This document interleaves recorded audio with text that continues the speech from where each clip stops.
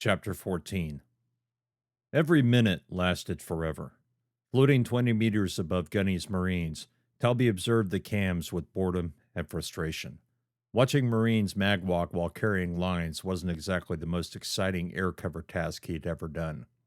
But the boredom wasn't really the problem. It was the angst threatening to tear his brain apart. Instead of watching them lay the lines, instead of being near in case there was an emergency, he wanted to be back at the bow.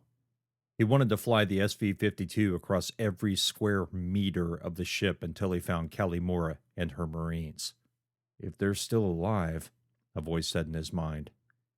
He ignored the thought and brought up Mira's schematics. Black had sent him the last known coordinates of Mira's squad. According to the AI, something had happened near the shuttle bay, but that didn't necessarily mean her squad went into it. But if that was the area where Mira's block last pinged, then it was the best place to start. Only problem was being stuck here and watching the Marines. They still had time. The harness would take them at least another 45 minutes to place. Once Mira was harnessed, Oakes would have to fly S&R Black above the dead ship's hull and wait for the Marines to connect the harness to the SFMC ship. That would eat up another half hour. After all that, he'd have only a few minutes to check the bow again before S&R Black fired her engines to move both ships away from the danger zone. Unless Gunny's Marines hurried the hell up, he might have to scrap a search and rescue mission until after the two ships left the area. Dunn would more than likely order Talby to bring the 52 back inside the ship while they initiated the first burn. Fine. Would give him the time to refuel the SV-52, get a cup of coffee, take a piss, and get the hell back out there to find his Marines.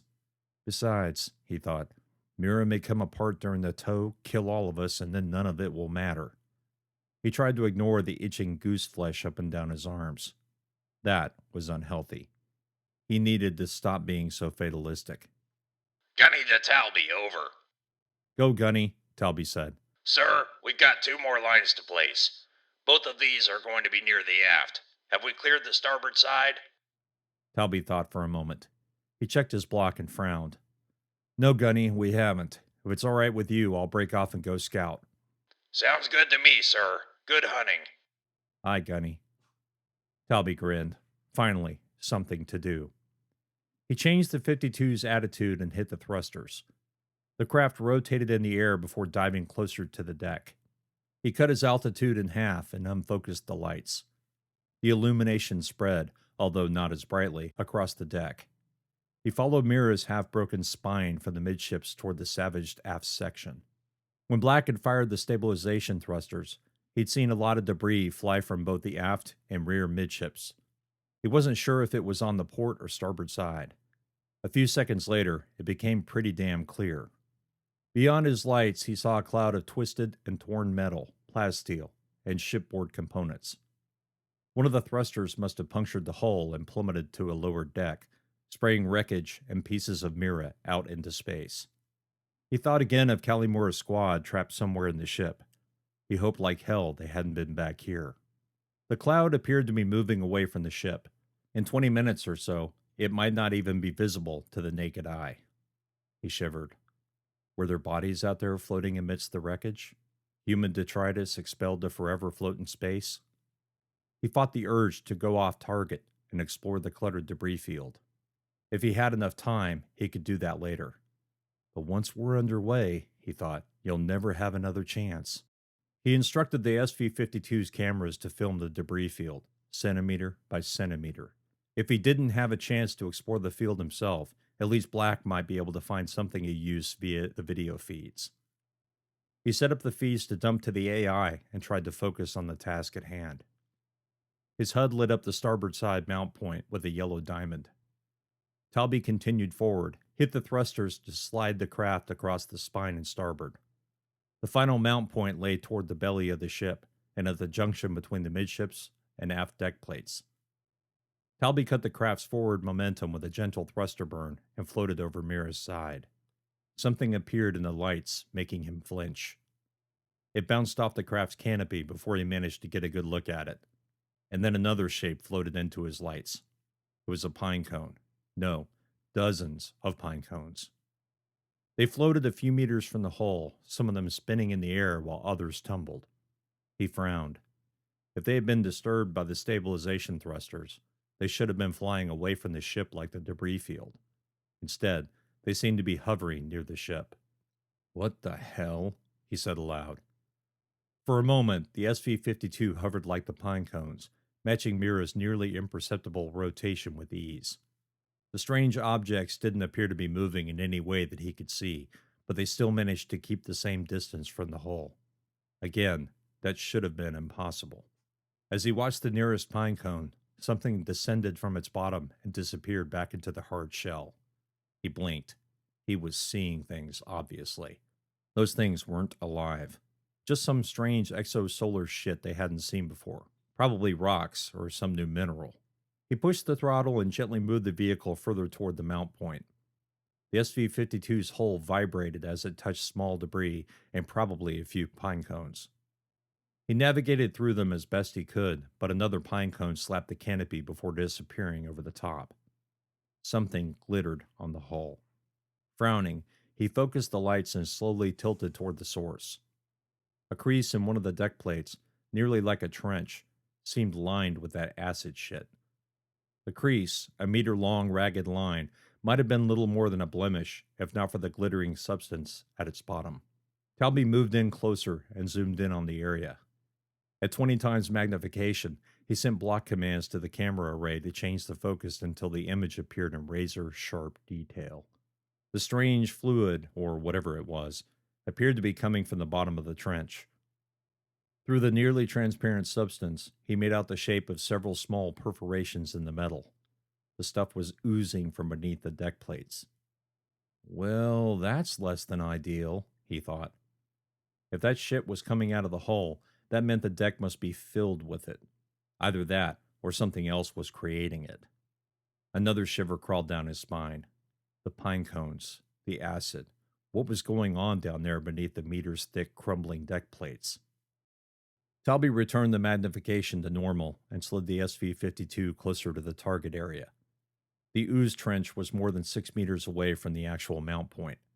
A few pine cones remained attached to the decking and then increased in number the further from the trench he flew. He checked the rear cams and scanned for more of them. There they were. More pine cones. In a roughly 10-meter circle, the pine cones were clear of the deck. Dead center in that circle was the trench. What the fuck? He asked no one. No, that couldn't be right. The pine cones weren't alive. They couldn't move. Could they? And even if they were, why would they move away from the glistening stuff? Was it dangerous to them? Stop it, he told himself. You're jumping to conclusions. He thought about contacting Black to confirm his suspicions, but didn't bother. The AI would no doubt tell him any meaningful analysis was impossible without a sample. To be honest, he was tired of Black's refusal to postulate. Gunny, he called over the comms. You're going to need to ferry using the skiff on this side. Some of that acid shit is near the mount point. I don't think it poses a hazard, but you'll need to be careful. Copy, sir.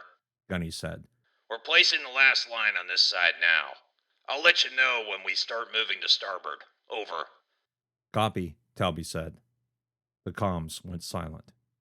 Talby replayed the feeds from the debris field, searching the wreckage for anything important. Moments passed as he magnified the images and played them again and again at a slower FPS setting. A set of broken command chairs, maybe an autodock pod, and some other shipboard components spun like broken toys in the middle of deck plate shards and fragments. As he continued looking, he saw a few pine cones in the debris. At least he thought they were pine cones. They looked as though they'd been split in half or opened, but their knobby surfaces were clearly visible. He continued scanning through the wreckage, the tingle of excitement resonating through his flesh. At the back of the cloud, he saw several familiar-looking objects. Talby focused on the closest, but there was hardly enough light out there to be certain what it was. Still, there was a chance it was a stasis coffin. Maybe they all were. Talby to done. There was a slight pause. Done. Go. Sir, some of the junk that exploded out from the hull during the thruster burns, Well, I think a few stasis coffins are in that mess. The pause was longer this time. Talby imagined Dunn staring at a hollow terminal, quickly calculating the time lost in searching the debris and towing at least one of the coffins back to S&R Black. Not to mention the danger the SV-52 would face flying into the debris field. Gunny, Dunn's voice said over the general comms. what's your ETA for placing the last mount point? Sir, we're nearly done with the second to last line. The lieutenant tells me we're going to have fun with the last one. Talby, Dunn said. you have 5 minutes. No more. Understood? Aye, sir. Gunny, you can make your way over here. By the time you reach the mount point, I should be back. Aye, sir, Gunny said. The general comms went silent, but Dunn's voice sounded in his ears over the private comms. James, make damn sure you don't damage the SV-52. If that field is too dense to safely pilot through it, I want you to turn around. Immediately. That's an order. Copy, sir. Good hunting, Lieutenant. The comms went dark. Talby rotated the SV-52 and jetted away from the hull as fast as he dared. 40 meters separated him from the debris field edge. The coffins, or whatever they were more than 100 meters away. He grinned. He'd been right. This was going to be a fun flight. Chapter 15. The coffee had turned to acid in his stomach. Noble wished he hadn't had the last mag mug. Maybe the bio-nannies would do their jobs and clear it up for him. Then again, they might be a little busy helping stifle any tissue damage he sustained while fixing the radiation leak. He'd already donned an engineering suit.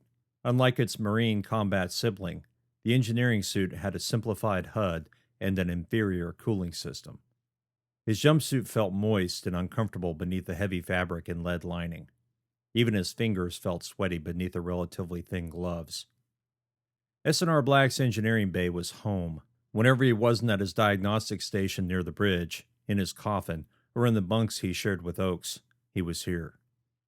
Before the SF Navy personnel finally performed the upgrades and the maintenance Portunas ordered, the bay had smelled like ancient oil, the tang of steel, and a hint of burned plastic.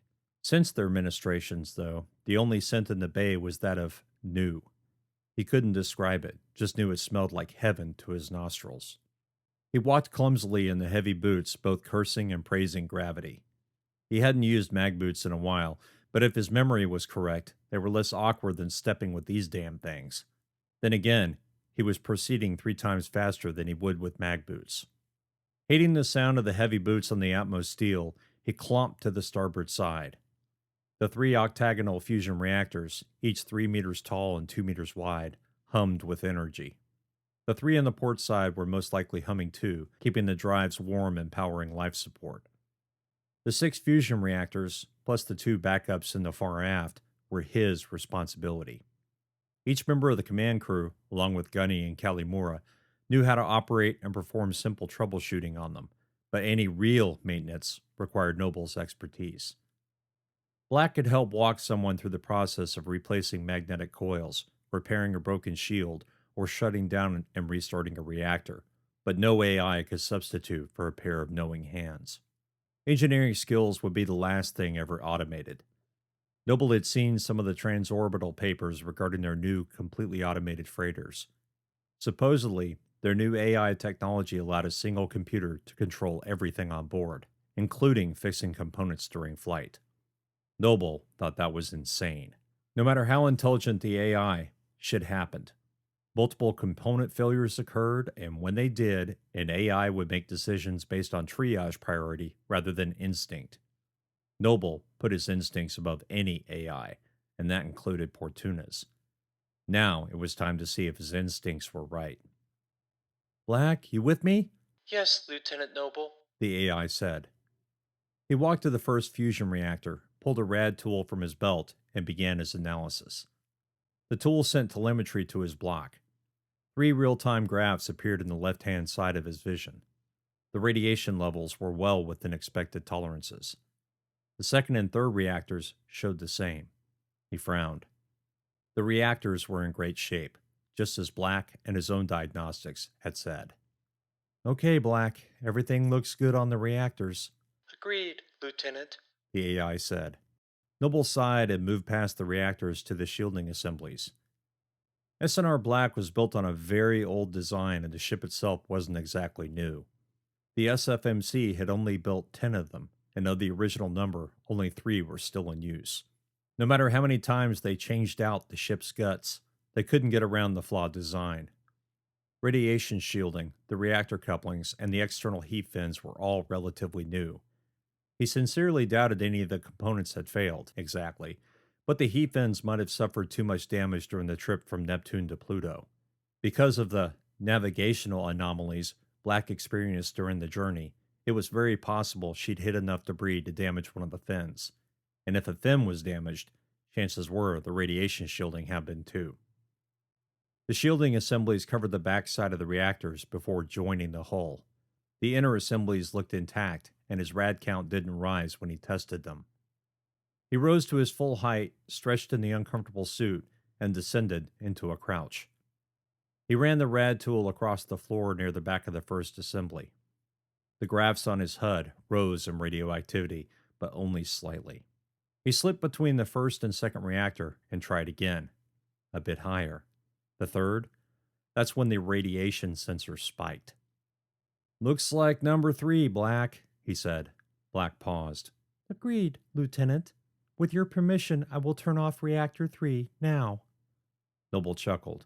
"Yeah," he said, "because that's how it works." He switched to private comms. "Captain?" Go ahead, Noble," Dunn said, sounding as though he was lost in thought. "Permission to kill Reactor 3 while I perform a structure test, sir." He thought he heard the captain drop an F-bomb, but he wasn't sure. "Sorry, sir?" "Is it the reactor itself?" "No, sir," Noble replied. "The reactor's fine. I need to check the shielding, and for that, we're going to have to shut her down. I'll vent the excess heat through the other fins for now. Going to get a little warm in here for a while, sir." "Okay, shut it down and let me know if you find something. Pronto. That's going to really hurt our chances of getting the hell out of here with the Mira." "Understood, sir. Out." When Dunn didn't reply, he frowned. The captain hadn't sounded right. All the confidence in his normal voice seemed to have drained away. "Black?" "Yes, Lieutenant." the AI said immediately. "Take her out of the array, spin her down, and vent the excess heat through the other fins. Is that clear?" Noble said. "Of course, Lieutenant. Shall I stream you the data feed?" If a human being had said it that way, he would think they were being sarcastic. "Yes, I would appreciate it," he said. He and Black had worked together a long time, but she sounded different. And if he was honest, more than a little creepy. Instead of using a block connection to access the data more quickly as he normally did, he had essentially kept her to audio and block messages only. By streaming the data to his block, she was locked out of his thoughts completely. He wasn't even sure he wanted a block message from her ever again. What the hell did the trio do to you? That thought, and all that it implied, was what he wanted to keep her from knowing, at least as long as he could without being too obvious about it. When he made sure he wasn't imagining things, he'd make a secure block connection to the captain and explain the situation. That was a conversation he definitely didn't want her to hear. The left side of Noble's HUD filled with the commands Black executed, outputs and results flowing to the right. He could send a block command to halt the stream if there was something he didn't recognize or thought was wrong with Black's reasoning. After a moment, he frowned and paused the stream. "Black, line 2112? "Yes, Lieutenant." The command Black wanted to run was a little odd. "You're shunting the heat through Fin 3. Fin 3 is the one we want to pull out of service." Black paused. "Yes, of course." The AI said. "My apologies, Lieutenant." The line of code changed to what Noble expected. He played the command and felt the floor vibrate through his boots. A plume of heat coursed through the venting systems and into space. With Fin 3 out of the process, the other heat fins took the additional energy and dissipated it, along with their own. If one were spacewalking near the fins, they'd be burned to a crisp. The outputs returned, Noble scanned them, and allowed the rest of the program to run. It took nearly 5 minutes for Black to finish running the commands. When they were done, The engineering bay's ambient temperature was up by more than 5 degrees Celsius and rising. According to his calculations, the temperature would stabilize at about 15 degrees Celsius above normal ship ambient temperature. Yep, it was going to get warm. The reactor status lights flicked from green to a flashing yellow. Reactor 3 was now in standby mode. Without the reactor online, he could perform the metal structure test without getting false readings. He checked the reactor shield with the rad tool to ensure the radiation leak had disappeared. It had. He placed the tool back in the utility belt and pulled out a portable X-ray scanner. After initiating a block connection, he slowly waved the rectangular tool across the assembly. His HUD filled with a real-time video feed of the metal.